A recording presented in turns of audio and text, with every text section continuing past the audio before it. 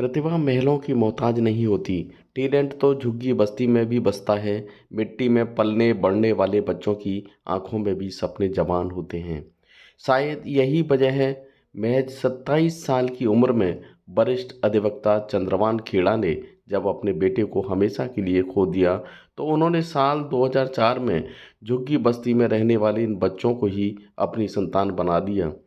जो सपने अपने बेटे के लिए देखे थे, उन्हीं सपनों को इन नौनिहालों के जीवन में भरना शुरू कर दिया। कचरा बीनने वाले हाथों में ज्ञान की किताबें पकड़ा दी, अज्ञानता की झोंपड़ियों को ज्ञान से रोशन कर दिया।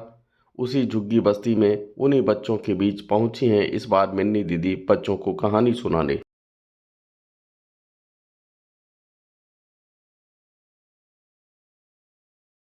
नमस्कार, सत श्री अकाल, आदाब।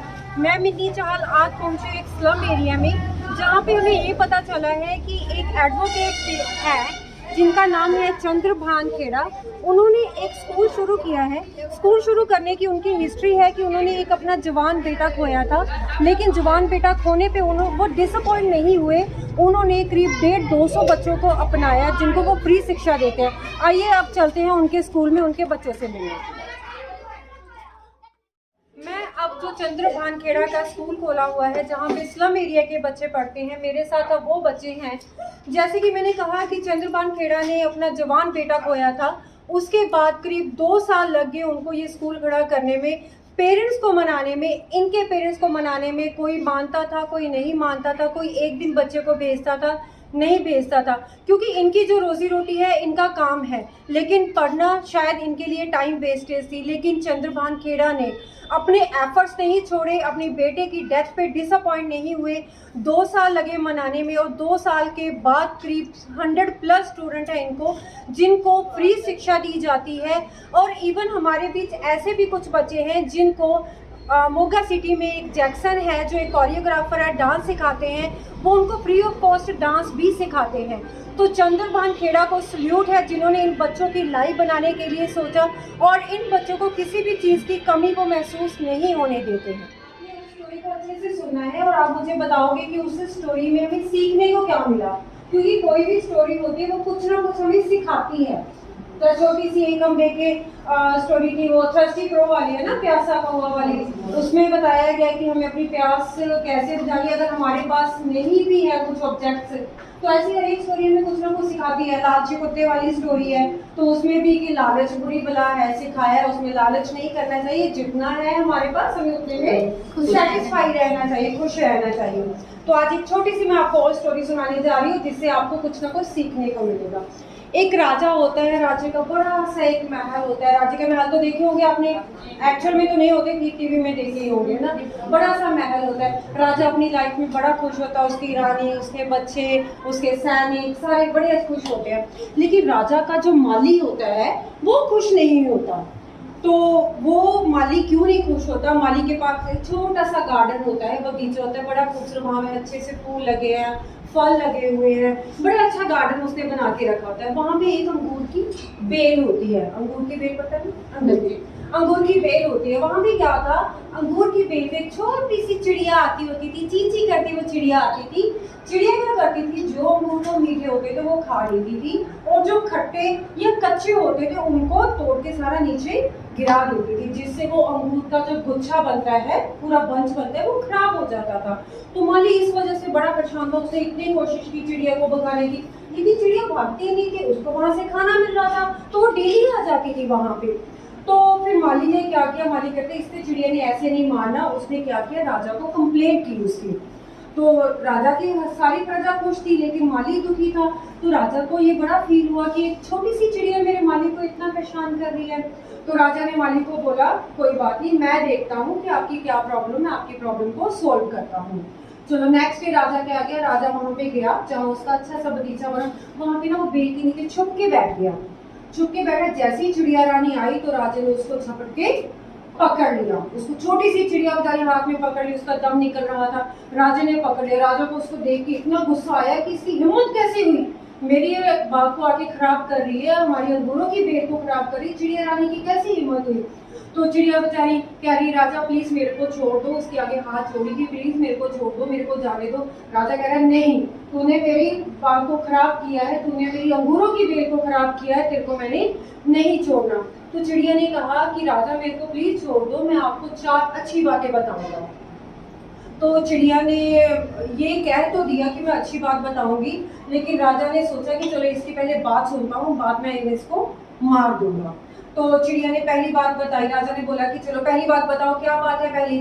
तो चिड़िया ने बोला कि कभी भी हाथ आए शत्रु को हमें नहीं छोड़ना चाहिए। जो हमारा दुश्मन होता है, हमारा एनिमी है, अगर हम उसको एक बार पकड़ लेते हो, उसको दोबारा मत छोड़ो, नहीं तो वो आपके क्या करेगा, अटैक करेगा, रिवर्स अटैक करेगा।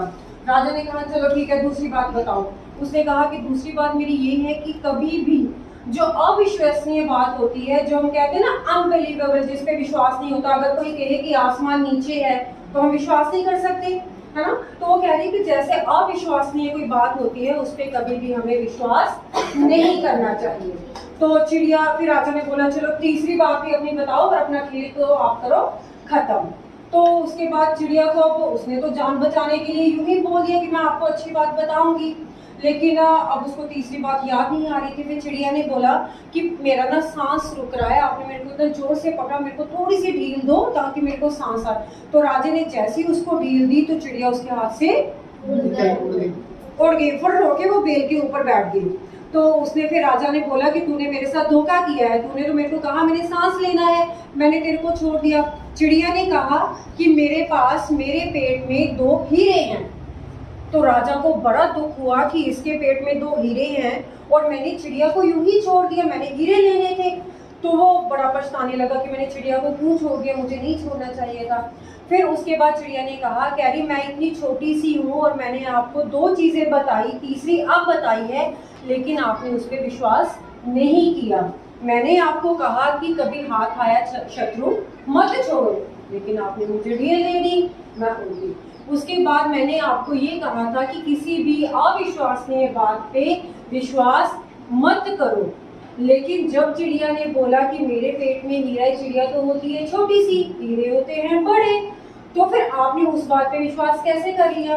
और अब आप मेरी कही हुई बात पे आप पछता रहे हो। जो बीत गया सो बीत गया, आपने मेरे को छोड़ दिया, हीरे अगर होते भी तो मिस हो गए आपसे, तो छोड़ दिया, आप पछता क्यों रहे हो? तो राजा को अपनी इस बात पे, गलती पे दुख हुआ।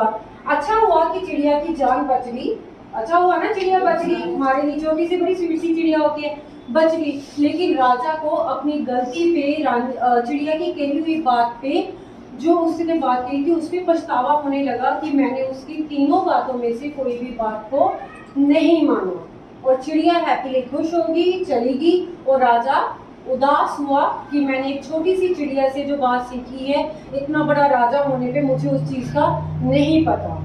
तो ये एक छोटी सी स्टोरी थी। आप बताओ इससे हमें क्या सीखने को मिलेगा? वैसे तो सब कुछ स्टोरी में था ऑलरेडी, आप बताइए, आपने अगर स्टोरी अच्छे से सुनी है तो आपको पता होगा कि क्या था उस स्टोरी में, सीखने को क्या मिलता है। कौन बताएगा जल्दी से? कोई बात नहीं, गलत ही हो जाएगा, डजंट मैटर, बताइए। एनीवन? आपको पता है शायद, है ना? डिस्कस करोगे? मैम मुझे लगता है कि जो राजा को चिड़िया ने बोला था ना, मतलब वो सही था उनके लिए।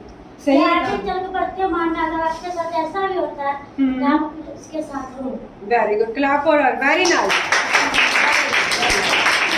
और आप बताना चाहोगे? यस, हमें इतनी जल्दी किसी पे विश्वास नहीं करना चाहिए। वेरी गुड, हमें किसी पे विश्वास नहीं करना चाहिए। हाँ जी बेटा, आप बताइए।